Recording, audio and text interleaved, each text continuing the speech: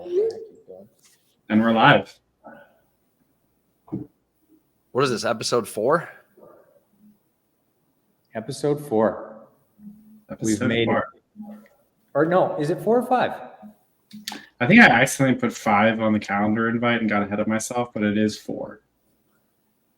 That's okay. You're willing episode 5 into reality. Well, we'll have a 5 on the heels of this one for sure. But thanks everyone for tuning in. We're doing episode 4 of Anatomy of a Storefront. This is a series about taking different. Oh, there's Taylor. Morning, Sunshine. Taylor, oh wow, I can't even say you're late. You're 1. No, I waited. I waited till the second. I didn't want to. Thanks for being on time. I appreciate it. I didn't want to do the small talk. I wanted to get right into carts and checkouts. Oh my god. Okay. Well, he spoiled it. Episode 4. Was it a surprise? No, it wasn't a surprise. I was just doing the intro, and then he joined in and busted into the topic. He's like, no intro needed. Give me a checkout. Let's go. Carts and checkouts. Big money maker. Ironically, I think most people just don't even do anything to these. They just take what's in their theme, or they just roll with what they've had forever, and they focus too much on messing around with like their homepage, but never think about cart and checkout. And in my opinion of conversion optimization, we can go around the horn and see what you guys think as well. It's like always start closest to the money and work backwards. So in other words, cart and checkout should be one of the first things that you're working to prioritize. And I'd love to get all of your thoughts on that as like a prompt. Yeah, I think you're bang on with that. One of the crazy limitations of Shopify, or really any ecosystem with checkout and cart, is they're usually the hardest to change. They're the hardest to make, a branded experience. They're the hardest to add elements. They're the hardest to alter elements.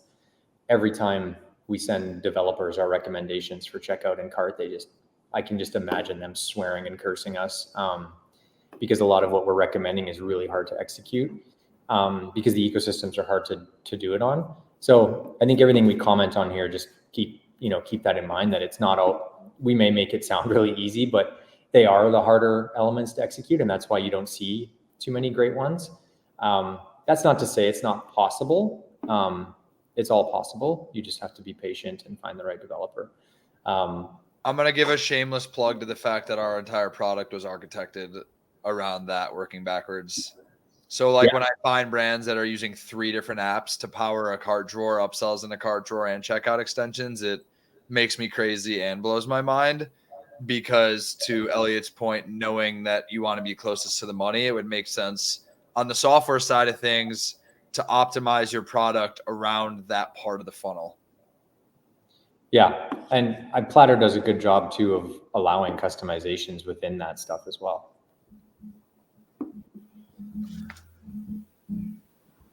Cool. So we have quite a bit of people in here already. If you guys want to leave a comment introducing yourselves, your brand, and possibly where you're calling in from, we're always super interested in that. We're locked in here, so we'll see the comments pop up. But I think to kick it off, how should we think about? Should we do cart and then checkout? How do you want to do this? Yeah, let's do cart first. Cool. So why don't we just talk about cart, because there's a lot of things to consider here. And I think first and foremost, what would be interesting is the technical side of it. A lot of people in their themes just direct to a cart page, and cart pages to me are the worst. I'm a big slide out cart guy. Can you guys walk me through why you think that is better for performance, it's better for user experience, and all that? I mean, I'll let Ben chime in as well, but I think from my perspective, there's just very few scenarios where a cart page is necessary. When it comes to design, smaller canvases can be a real benefit, right? The slide-in cart generally, let's say it's on desktop or mobile, you have a pretty limited space. It's almost like you're trying to fit everything in a cart experience in one frame. Whereas if you put that design challenge in front of someone and say, okay, how do you make a cart really high converting in one view versus a cart page? where you could technically scroll forever, or the experience could. There's a bigger canvas and you have more opportunities to add clutter and bullshit and things that aren't really necessary. So I think that's number one, is creating a visual limitation for designers and people approaching carts is really helpful. And then on the other side, anytime there's a page load, right? Cart slide in is usually instant. It's already loaded on the page you're on. It's loaded on every page you're on. Cart page is a fresh page load. And even though in some scenarios, and if you have the right platform, it can be snappy, it's still a page load. It's still an opportunity for them to have a shitty Wi-Fi signal and it loads slow, and there's drop off there and anything can happen. So I think the reasons for a slide in cart versus an actual cart page, I think they're pretty simple. It's just, it's a snappier experience. It's faster for the user. It's more condensed. And at the end of the day, unless you're selling like a house, right? Like something crazy expensive, we have so much to communicate that, and it's such a high price point. There has to be so much info there. There's just no reason. I need to know what I'm buying, what color, what size, what I'm paying, and a button. You know, that's the kind of key info. I would say, as a general rule of thumb, when we think about conversion funnels at scale, we want to remove as many clicks from that conversion funnel as possible, to the point that you made, because it just makes it harder to buy something. And so to us, as we mentioned, being close to the money is really important. By adding friction at the most important part in the conversion funnel, which is when someone's ready to buy, it just makes no sense. So to us, we always recommend using a cart drawer instead of a page load, because one extra page load, to your point, Shaun, is another opportunity for drop off. And then I think you make another really good point, where the only instance where a page load could work is for very high priced items, where regardless of the friction, you're probably not going to accidentally or impulsively like purchase a $20,000 item. So it's not as important there. But I think the other thing I'll add is, as a brand, understanding what is the thing that you're optimizing for, right? Because a cart drawer can be utilized in a lot of different ways, whether it's trying to increase your AOV using gamification with incentive bars and upsells. Are you trying to optimize for getting people on your subscription? Is it just conversion rate, so social proof to get someone to buy? I think there's a lot of different things you can do within a cart, but it ultimately depends on the price point of your products, the SKU count that you have, and what the end goal is. One thing to add is, on the flip side, is you got to be careful, because I know that I've seen some tests lately that, offer upsells or offer pushing a subscription, and in rare cases, it's going to cause indecision paralysis when they're almost across the finish line. So just being careful of like how much you're overwhelming them with when they've already got the things in the cart they need and have the information. So increasing AOV is a great opportunity there, but there's also to throw another wrench into their thought, their decision process, and like, should I subscribe? Should I not? And phone rings, baby cries, and they're out. Do you have a checklist that you walk through? Let's say like you're auditing a brand. If you're like me, I always just go add a product to cart, see that experience, go to checkout. Do you have like a list of things that you're just mentally like running through? You're like, you don't have this, you don't have this. Yeah, I think the first thing is right at the top, confirming how many items are in cart. So it's a really simple one, but like when it says I'm in the cart, just say 1, 2, 3, 4, 5. You're just visually confirming right off the bat, okay, you added 2 or 1 or whatever to cart. Really, the end of the day, it's the final leg of the journey. Like, you want it to be as simple and as communicative as possible. Any thresholds or free offers, communicating those immediately, very clear about those. Removing any verbiage around taxes and shit like that. Like, this is not a user's first time buying an item, right? If they're in a state or a country that has tax, they'll fucking pay tax in checkout. You don't need to remind them of extra costs. Removing any apps that add costs unnecessarily. So like a lot of people plug these shipping protection and shit in cart, and I think that's should be in checkout. Upsells, there's kind of a rule of thumb for upsells for me is a lot of brands just plug in the tool and let it run. And in a lot of cases, when we audit brands, they're upselling the same item. So it'd be like black t-shirt, medium in cart, and then they're upselling another black t-shirt. And it's just like, what a fucking waste of space. Those items should be curated.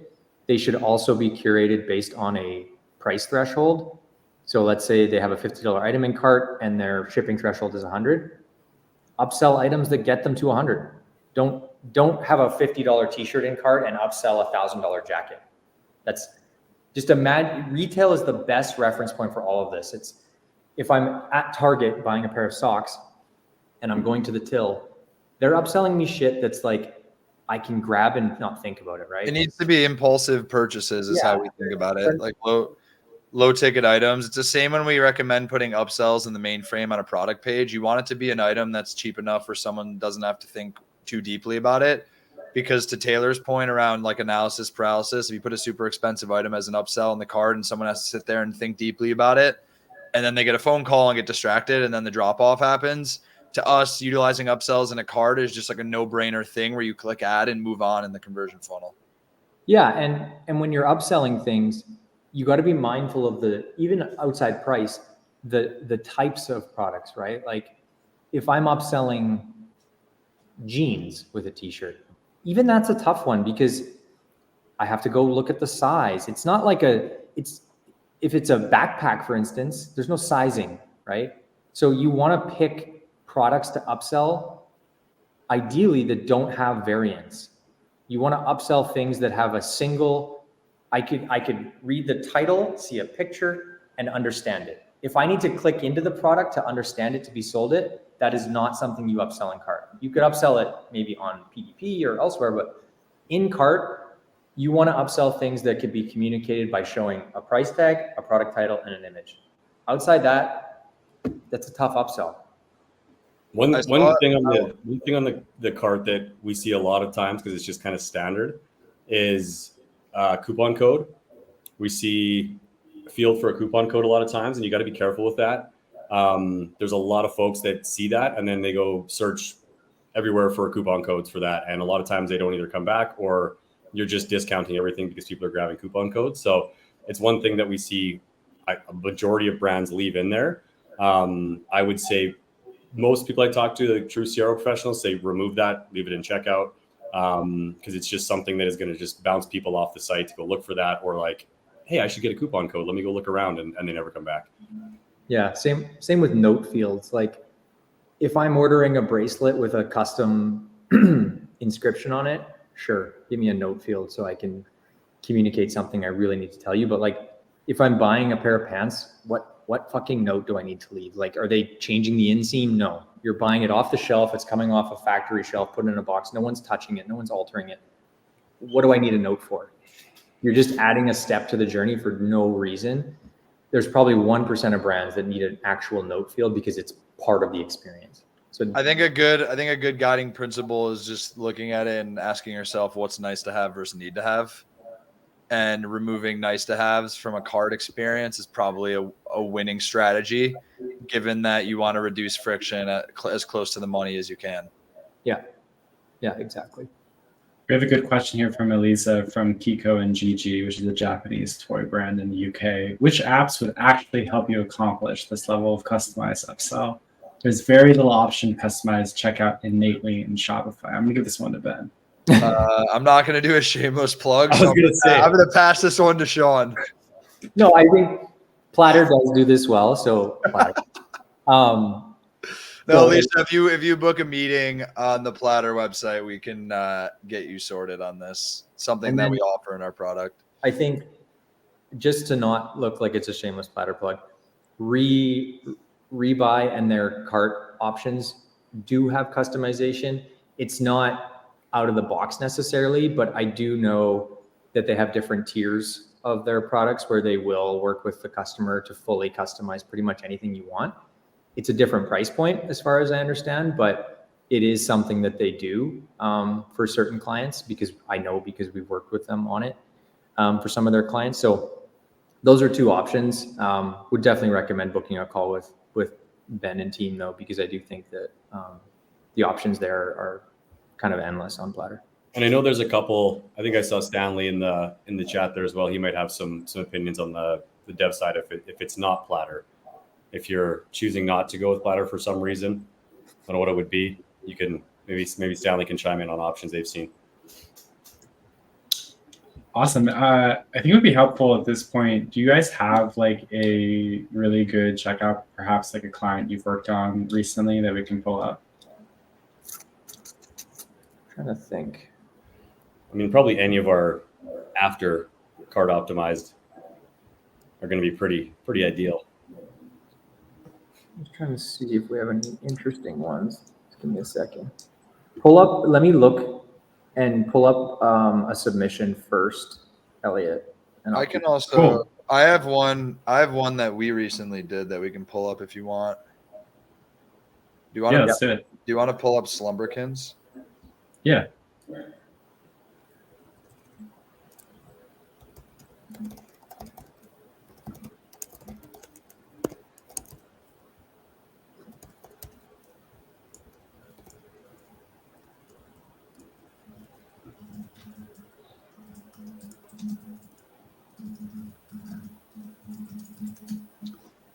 So Slumber Kids is a client that we recently launched. They sell adorable products for children. We're gonna look at this unicorn kin example. So we're gonna add it to cart.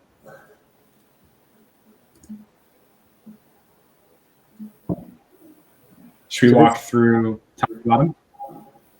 Yeah. So one thing that I like here is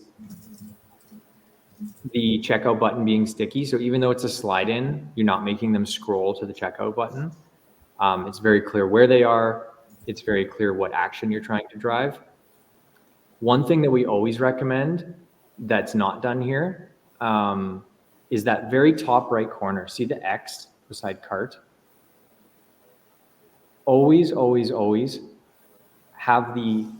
don't have two different actions with the same visual representation. So the same UI element.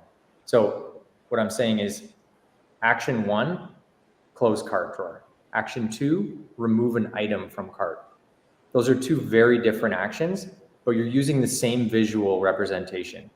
So let's just say someone's not paying really close attention and they go to remove unicorn kin or they go to close the cart. They might accidentally hit unicorn kin removal because they were trying to close cart and that's the exact same icon and they're quite close to each other.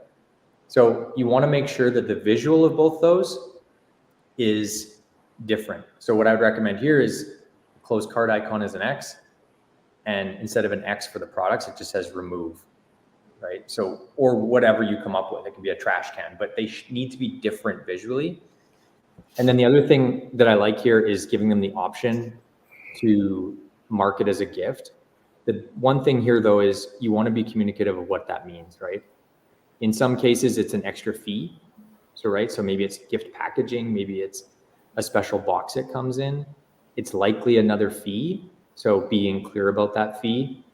In this case, it's just a gift note. I would just say that, add a gift note, right? Because you're not being clear about what the purpose of that is or what you're actually doing. So you're going to get people clicking that, thinking it's a box, and then they're like, oh, it's just a note. I don't want it. So being clear in that headline, I think would be really important. Sorry, small little thing that we learned through our friend Dylan from Heat Map and Split Testing. That little lock icon on checkout increases conversion by a decent amount. Just saying it's a secure checkout, which most people already know, but adding that lock button to the call to action on checkout seems to have a pretty decent uptick. So if you don't have that, that's something you can implement today. Yeah. I had to remove some products in my cart. So I've been playing around with this website for a while. So I had a bunch of gifts in there. But now that we have one product in there and we're kind of like more emulating the experience of adding one product, can you walk through like top down from like the incentive progress bar, cross sells, upsells? What do you like? What would you change?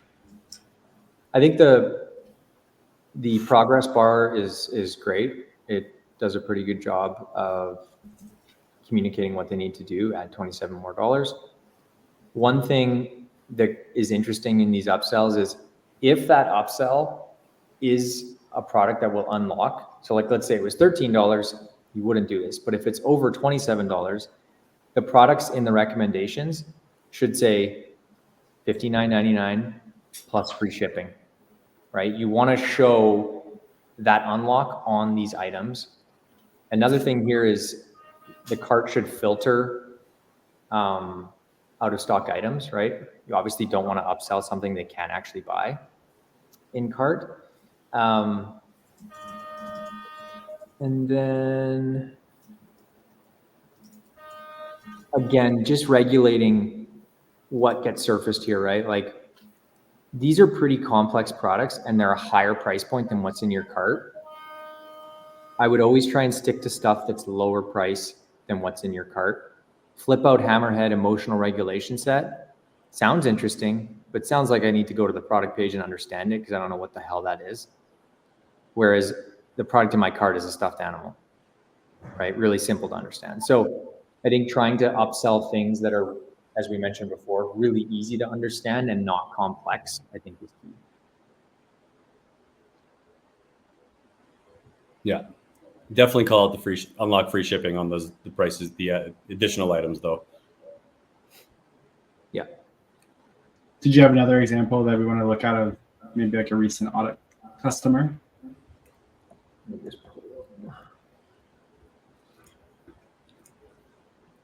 Okay, so here's a good, I'm gonna pull this out of our audit so we don't have all this mess in here.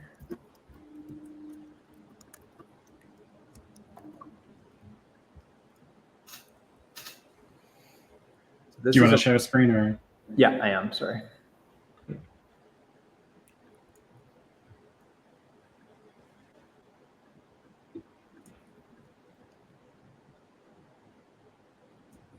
Can everyone see my Figma? Yep, we're up. So there's a few things here. One of the things you're trying to do in the cart is eliminate alternate actions, right? You've got them here. You don't want them going other places. So this particular store used a cart page, which when it's a page, a lot of the times you're going to have your entire nav experience, right? So in our scenario that we've done with a slide out, there's one alternate action, close the cart. In this one, there's a breadcrumb, one action, search, two actions, logo, goes to the homepage, 3 actions. Clicking on the cart again, stupid, 4 actions, menu icon, 5 actions. So before I've even gotten to the headline, I've got 5 alternate actions other than checkout, right? That's way too many, should be 0. The other thing they do here is they make it really clear, almost too clear, that you can go to this product page, right? I just added it to cart, and now you're giving me 3 lines of text underlined to go to their product page. That's not to say this couldn't link, right? This can link, but why drive them there? You're kind of saying, okay, you've got this in cart, you're at checkout. Are you sure you don't want to go back to the aisle you got this from and check it's what you wanted? Like, just remove the visual link and assume that they got what they wanted. Another thing here, they've got more, as you know, Taylor's mentioning, they've got add coupon as an action. They've got estimate shipping as an action. We've already told them they're going to unlock shipping. Let them get the estimate in checkout when they're one step further. And then surfacing, you know, this site's really easy to surface relevant products, right? They're shopping bulk nuts and you're upselling more nuts, right? It's not really a complex one. But one thing that we do here is, again, we're trying to get them to add products to cart without too much thinking. We're going to show that it's per pound, so we're exactly how much they're getting for that price, and we're showing reviews. Reviews are really key for getting someone to convert and add something to cart without thinking or looking too much into it. So showing reviews here, I think, is really important. And then just reducing clutter at the bottom, right? The only 2 options at the bottom that they can click are checkout or a different type of checkout. If they want to continue shopping, they can click up here. But we want them focused on 2 key actions or 1 key action, and that's checkout. I want to add one more thing. I'm assuming that quick add button is a quick view modal and So it doesn't take them backwards. it's a quick view modal, and then they would, if they wanted to add 2 pounds, 3 pounds, 4 pounds, it would just be through this once it's in cart. One of the big mistakes we've seen pretty frequently in a cart experience is with upsells, you actually force them back to the product page to add it to the cart and don't actually give them the quick add functionality capabilities in the cart. Yeah. Which is like that is like the worst thing you could possibly do with an upsell is drive someone backwards in the conversion funnel. Yeah. Yeah, 100%. It's kind of like, and this is a good segue, probably to review a checkout if someone wants to pull up an example of a checkout page.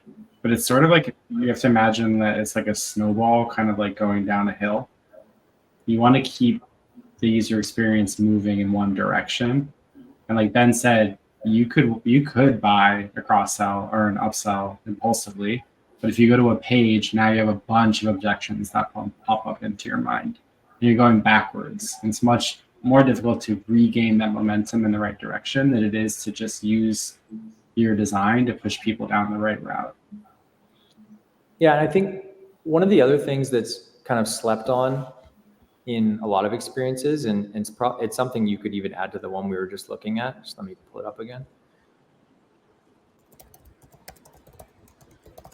But like a lot of people focus on upselling other items, but in a case like this, why not upsell more of the same item? We already know they want it, right? So like, as an example, I'm buying bulk nuts. I have 1 pound. If I'm looking at this price, I got to add $45 more to unlock free shipping. Let's say that's the goal. Add 10 more pounds and unlock free shipping. Now that's a lot, right? That's 10 times what they're buying. But in this example, it wouldn't probably make sense. But for products where it could make a lot of sense, right? Even in underwear, you're buying 1 pair, make it 3 and you get free shipping and you save for a bundle. I think a lot of brands sleep on upselling the existing item, right? In a lot of cases, it won't make sense, but in a lot of cases it will. Just add more chocolate bars or more pop or whatever you're selling. If it's something that's a consumable or something that in general people own multiple of or would use multiple of, upsell the same product. They already have it in their cart. So it makes sense to add more of it, and it's a lot easier sell than new products. We have 2 questions here. One from Connor Ernst. A CRO question. Data on including the checkout with Shop Pay button on the cart versus just having a single checkout button. Which is best? From a data standpoint, we see, like through our testing partners, we see a positive uplift in when that checkout button is one of 2 things. So one, you've actually went through your purchases and identified which one is used the most, right? Let's say you have 100 orders a day and 1 is Shop Pay, probably not gonna help. If half are Shop Pay, put in Shop Pay. If half are PayPal, put in PayPal. If half are Apple Pay, put in Apple Pay. You shouldn't have more than 1 extra one in there. And then the other thing to consider is your product something that would be beneficial to offer payment plans, right? Like if I'm shopping Crate and Barrel and buying a couch and it's a $3,000 line item, Shop Pay is probably not the best secondary action. It's probably Klarna or Afterpay, something that says, hey, does this feel abrasive? Do you want to pay $400 today and $400 next month? That's a better checkout experience. So it really is based on the scenario and your specific store. If you're not seeing a ton of purchases through alternate payment platforms, then don't have it. Generally, we don't want a decision point there. But if you are seeing a lot of customers pay with an alternate payment method, then definitely. And then one more question before we can pull up some examples of checkouts. This is from Amaya. What about shipping fees, savings, total, in addition to the subtotal in the cart rather than checkout? My rule of thumb for the line items at the bottom is if it's positive, communicate it. If it's negative, push it as late as you can. Yeah. So like if it's savings, cart. If it's you're going to have shipping fees, we don't know what they are, checkout. Especially if you've got, customized checkout, which I believe Platter has. If you get over there, you have more trust you can build to get them across the finish line than you can in the cart. So I think in any kind of sales process, unless it's a surprise and they're going to get pissed off, the small print, let's leave the checkout and get them further down. It's the same. It's also to the same point that Taylor made earlier, which is around analysis paralysis. Like, you just don't want to overwhelm someone with 5 different numbers at the bottom of the cart, and now they're sitting there trying to figure out what's good, what's not. Like, get them to the checkout page as fast as you can. Yeah, like a grocery store or a retail store, you wouldn't have all the small print in their actual shopping cart while they're putting items in it. It's let's get to the checkout, and if they want to ask, they can. So we did some great content on cart. I'd love to start reviewing some checkouts if you want to pull up one. In the meantime, if you want us to review your cart and checkout live, we're going to probably spend the better half of the last 15-20 minutes of this call doing audience teardowns. Drop a link in the comments to your storefront, and we'll go through one by one in order that you post them and kind of give you feedback on your cart and checkout.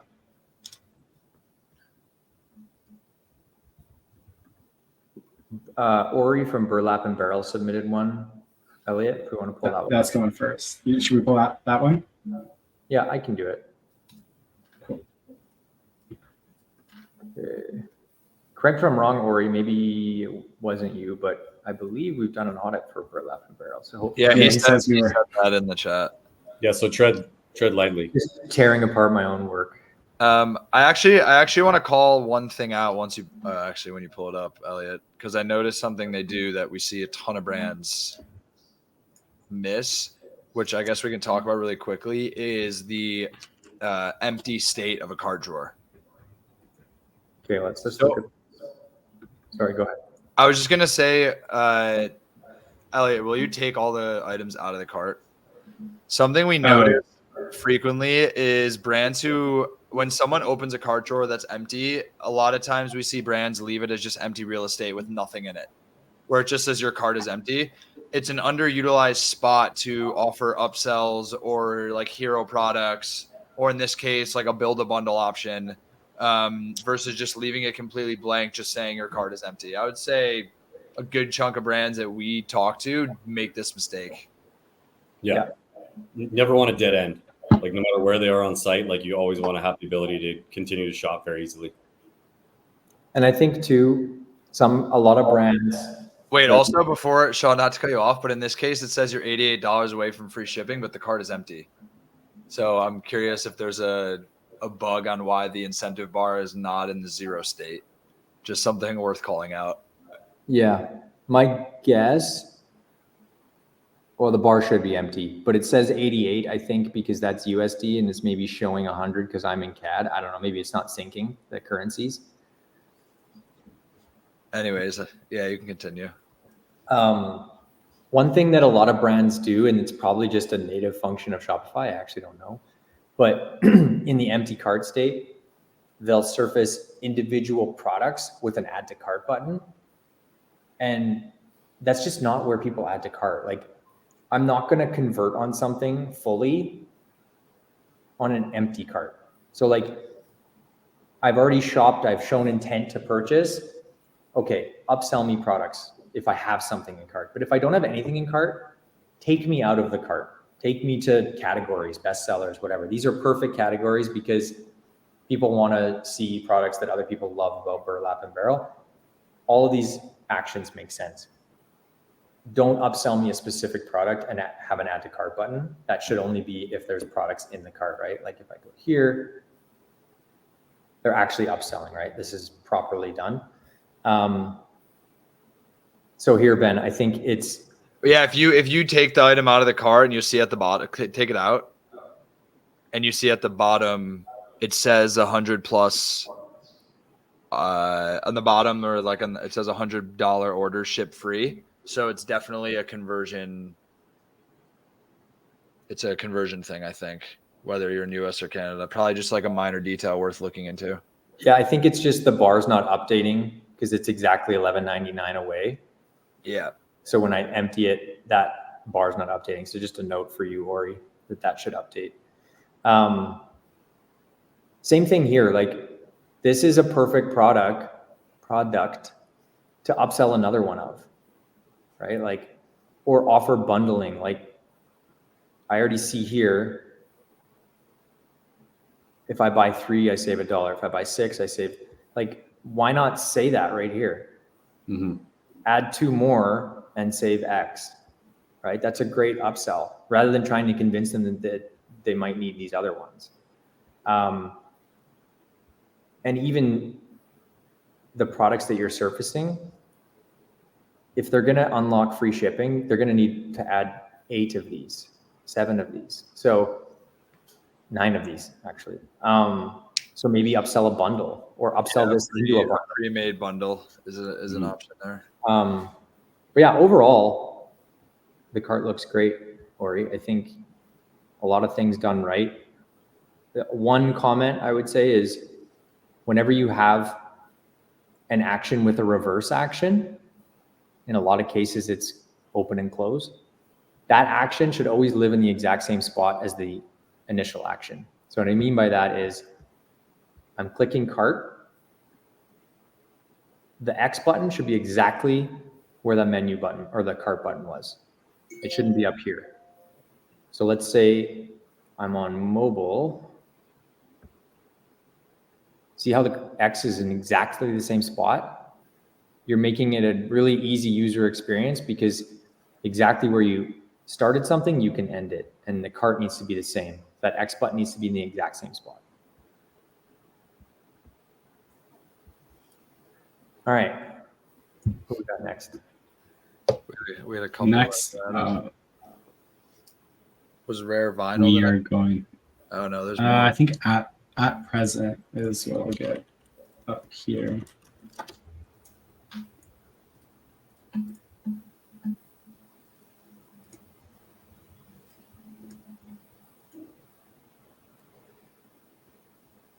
So significantly higher price point is something. Yeah, so this is an interesting one. If you go to the cart drawer, Elliot, in the empty state, since we started talking about that.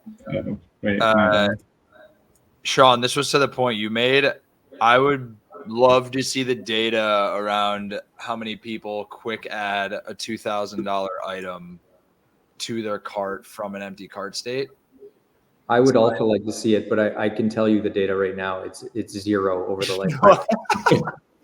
I think, Megan, my recommendation on that, to Shaun's point earlier, is like instead of utilizing this space as a quick add to cart, you can use it as almost a mini collection of like the products that you want to guide people to, as a means to take them to the product page, or at a minimum, take it to a quick view modal instead of a quick add. But would also love to know if you've had people that added a $1,700 tennis bracelet to their basket from this page alone. Do you want to add? You want to actually add something to the cart now?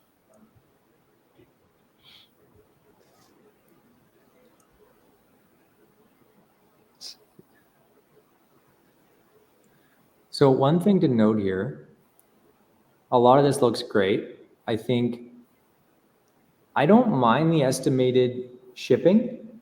I think it can be twofold. So it's a month from today.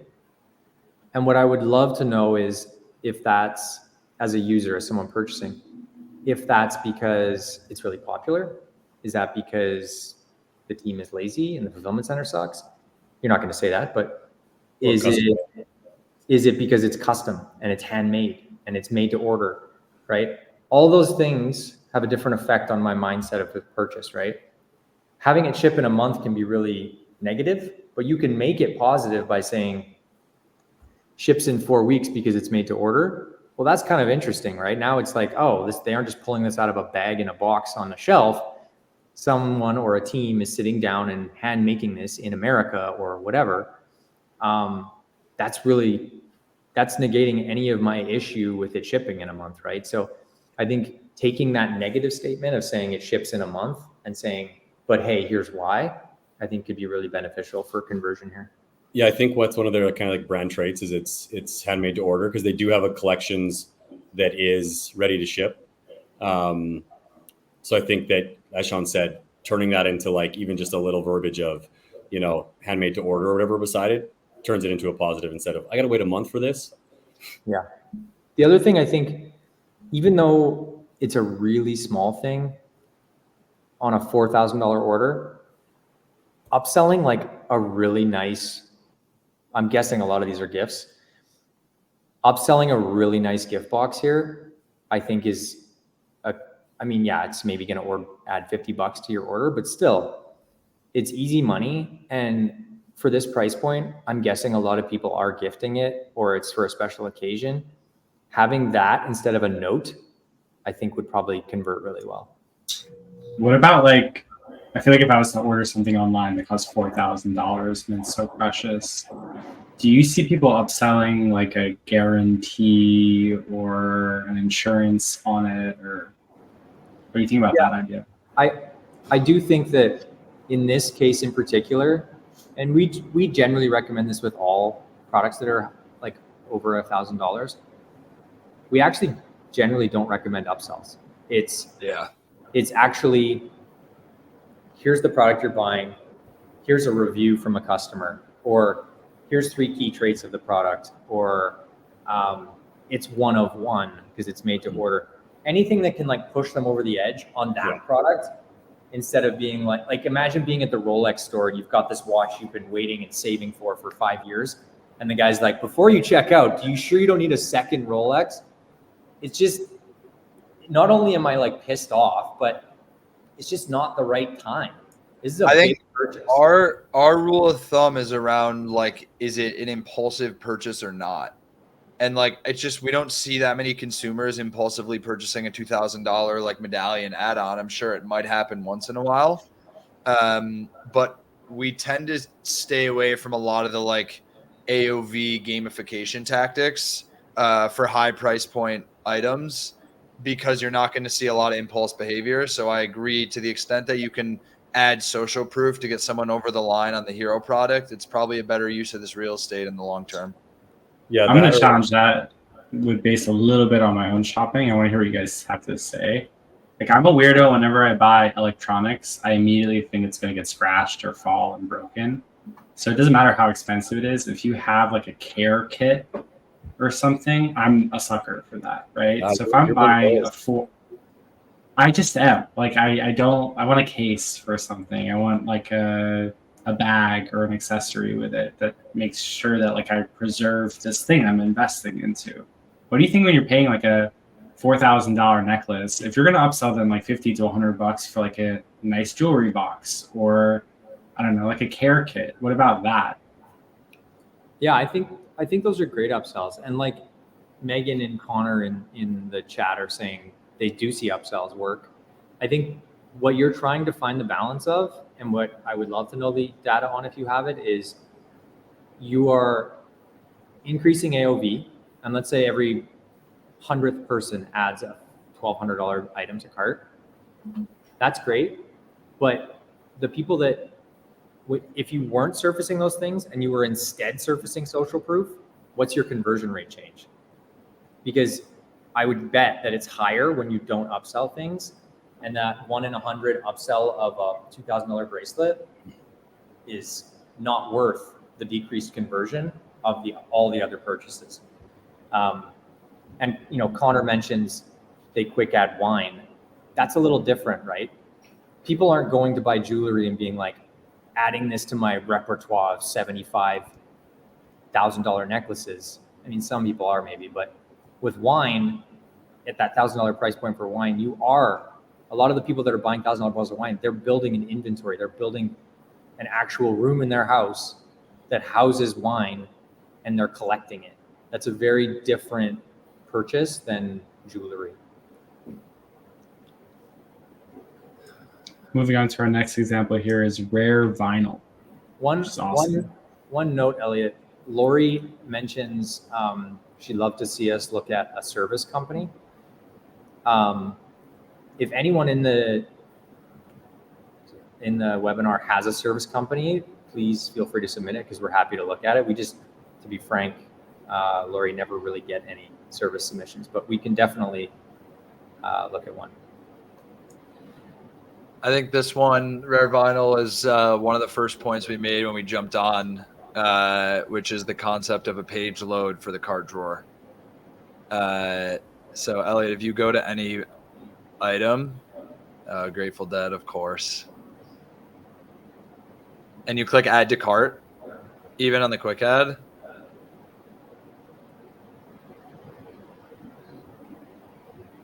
Oh, interesting. I didn't even see this. Kind of a drawer, but it looks like a page. Well, go back, Elliot. Go back to a collection page. I actually added it from a different spot and got a different experience. You hover over any of the items. I think you got to click into bestsellers or any of these, and then just hover over an item and click add to cart. They have like a quick add functionality. Oh wait, it says view cart now. If you, all right, delete the items out of the cart really quick. That should say add to cart because it just I don't that. I mean, I guess that's a good call out of the gate. Is like it should never say view cart when you're hovering over an item because that was a missed opportunity to get someone to add another product. What have you click add to cart? Yeah, so you'll notice what happens is if you look in the top right, it adds an item to the cart, but there's no like notification that it was added. So oftentimes I've seen people who will like click it 5 times because they're like, what's happening? Versus when when you add it to cart, you should have the cart drawer slide out basically as a reaction to the original action to show you that the product was successfully added. So in this case, someone might not know that the product was correctly added. I think the other piece that we accidentally found, to Shaun's point, is you never want to have a view cart hover over a product. Yeah, on a product on a collection page. I'm going to go on a whim and say that you've probably left a lot of money on the table with the complexity around adding products to cart. And then you're now forcing someone onto a page load, which in spirit of this exercise, we can give feedback on what this page looks like. But I would say for starters, would definitely recommend switching to a cart drawer if possible. And at a minimum, have some sort of, I've seen some pages where it's not a cart drawer, but there's like a hover action when you add a product to the cart to like show and acknowledge that the product was there beyond just the number 1 in the top right corner. Yeah. Do you want to move on to the next example? I mean, yeah, we can, I don't know, we can break down the actual checkout page if you want, but I think the low hanging fruit option is to add a cart drawer. Just scroll down for 1 sec, Elliot.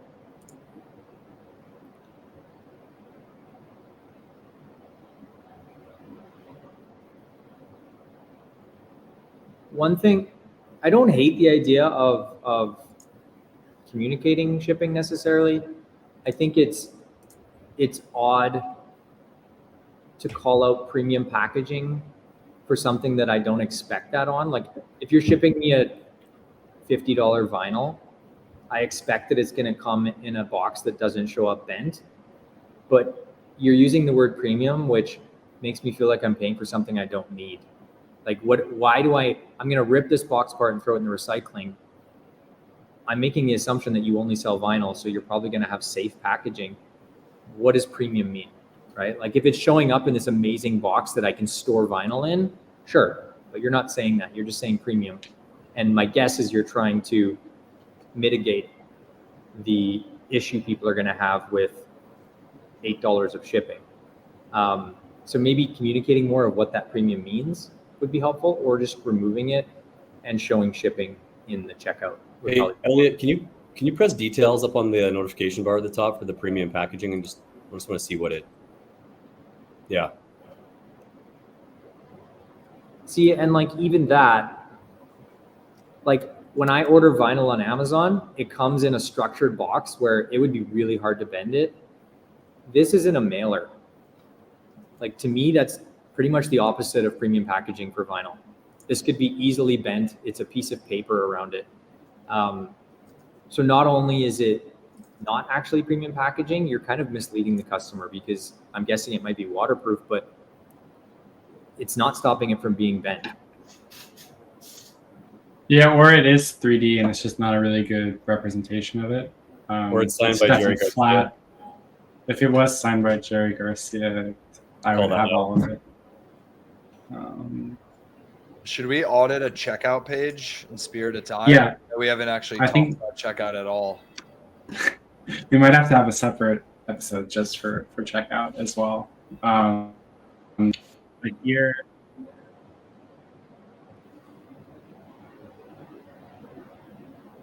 we have. Is this a famous person and I just don't know them? I'm guessing. I don't know. I'm not I sure. do know the brand. They have great products. But let's see what happens. Yes, he's famous.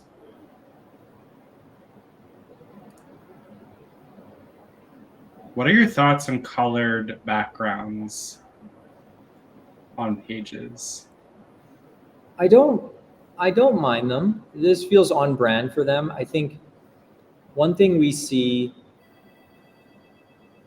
especially in product page scenarios, I always give customers the reference of, like, have you ever seen an art gallery with anything but a white wall?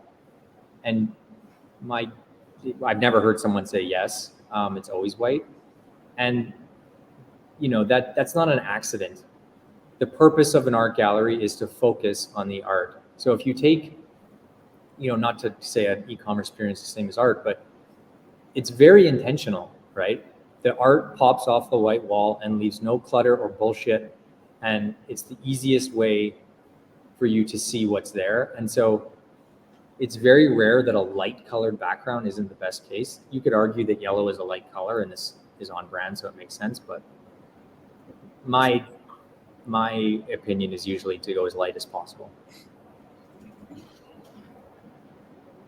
I think the other thing to note, I don't know if this brand is on Shopify Plus or not, but there's a lot of opportunity area with checkout extensions here specifically. It could be taken in a lot of different directions, whether it's testimonials, upsells, alert banners. I think, Elliot, if you want to pull up an example of one, I think it would be a good thing to show. And then I think one add thing a product to the cart.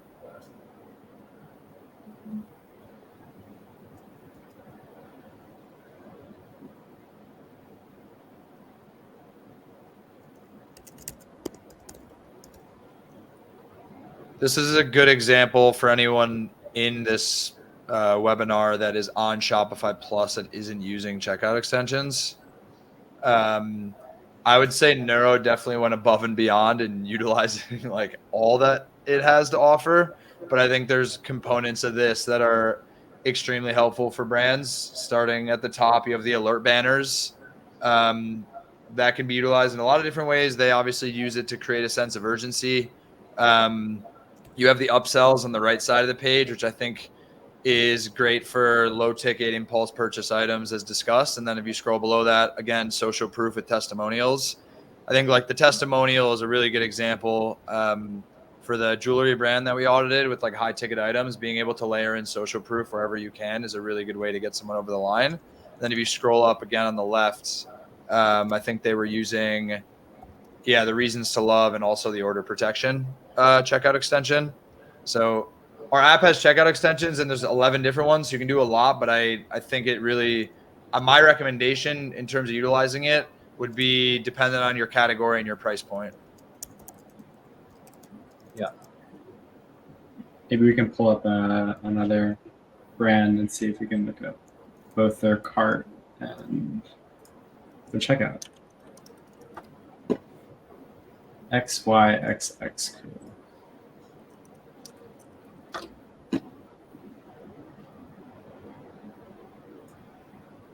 Underwear brand. Let's click through.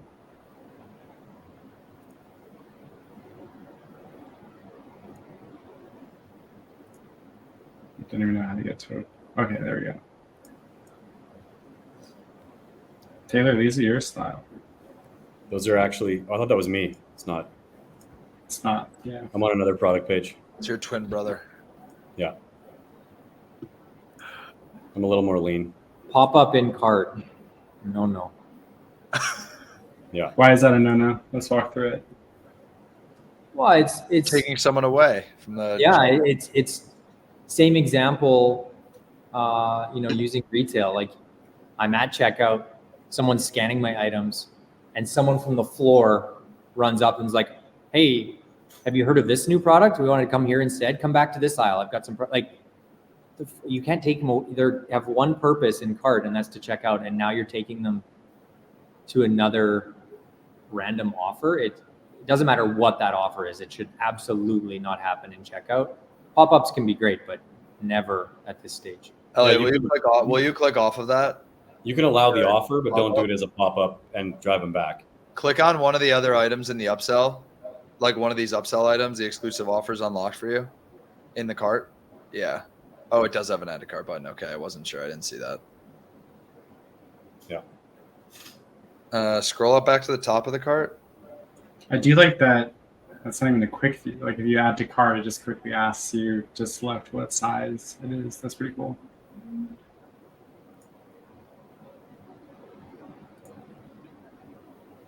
Please enter your PIN code to get the exact delivery date. What is that check thing at the top? I think you have to enter a code. PIN code. Is there like an info button to explain what that means? I'm wondering if it's like a zip code, but for a different country. Yeah, I'm sure it's something most people know where they're at there. I would have that in checkout, not in cart. Got it. Let's see what this checkout looks like. Oh, let's see. This isn't Shopify. This is using maybe a different checkout tool. This might be a tough one. We don't have. I don't have an Indian phone number, so I can't type that one in. That might be country specific how that's done, but I definitely, unless an account is required, and in e-commerce it should never be required unless they're subscribing, definitely do not make someone create an account. Make it an option if you really want to, but never make it a forced experience. I think go back to our present views. We didn't get to review their checkout. Taylor, what were you going to say? I was going to say we probably should we could do a full hour on checkout. We've done them before with Avi from Pretty Damn Quick. He's got a ton of insights on checkout that blew me away. I never even thought through. But some of the biggest things he was saying were like, especially like furniture companies or like big items. Like there was some companies we looked at that had like 19 different shipping options when you got to checkout. And it was like first floor delivery setup, and you couldn't understand what any of the options were for the different pricing. It was so overwhelming. So just be careful with that type of stuff. Like even when it comes to different things other than like express or rush, that's exactly what the days are. Like make sure they know what the different options of shipping are if it's just your basic, standard checkout. Because if you don't give them that information, it's another indecision paralysis moment where they're like, I want it quick, but what does this mean? Is this going to be quicker than this? Is it worth paying for it? You don't want to have them deciding on that at the last, the finish line. One, just because we only have a few minutes left, Elliot, maybe next session, like in episode 5, sorry, I forget her name. To Lori's point, maybe we step away from D2C and we do a whole session on just service companies. I'm down. Yeah. Obviously, at Platter, all of our customers are on Shopify Plus and sell e-commerce products, but just working in growth, I definitely have feedback I can give on service-based businesses as well. But I think, to be fair, there's a lot of service companies, like Audit's a service company and arguably should always be on Shopify. So I think it doesn't necessarily mean that it can't be a Shopify site. I think there's a lot to learn from that. And for a lot of service companies that are like ours, where they're trying to productize it, I think there is still a checkout experience. So maybe it's not a whole session. Maybe we do it as like a secondary one, but could be interesting. Claire, on the question, Claire, on the coupon code question, we typically say no, just because people tend to bounce off site and go try to find that coupon code. It's not necessarily a good thing, or they're going and finding it and getting a discount. I think checkout is fine to give that option as a last step, but in cart, I would 99% of the time remove it. And as parting notes, where can everybody find you? What's the best next step? I dropped our call booking link into the chat there. On our site too, we also offer a free trial. So if you want to have anything done, or even shoot us an email at hello@audit.co. If you want the cart, and just say, hey, I'd love you to look at my cart, and we can take a hack at redesigning the cart for you and giving you some insights. But myself and Shaun are always open to chat through things. It's not a sales call where we're going to not let you get off unless you buy an audit. We can walk through everything, point it out, and give you some actionable insights that you can implement. I will drop the link to Platter in the chat right now before we jump off as well. That will, if you're interested in learning more, just in terms of the actual implementation of a lot of the functionality and recommendations that Shaun and Taylor will probably make to you for your cart and checkout. Yeah, also a shameless plug, if you guys want to book a call on our website, that's platter.co, and we will help you optimize your checkout. We have something really cool in the hopper that, you might get early access to if you reach out. Cool. Well, it's a blast chatting with you guys. I guess we're going to have to do episode 5, and we're just going to deep dive into checkout. Exciting. Awesome. Thanks, Have a guys. good one. Thanks, boys. See you Thanks, guys everyone. soon.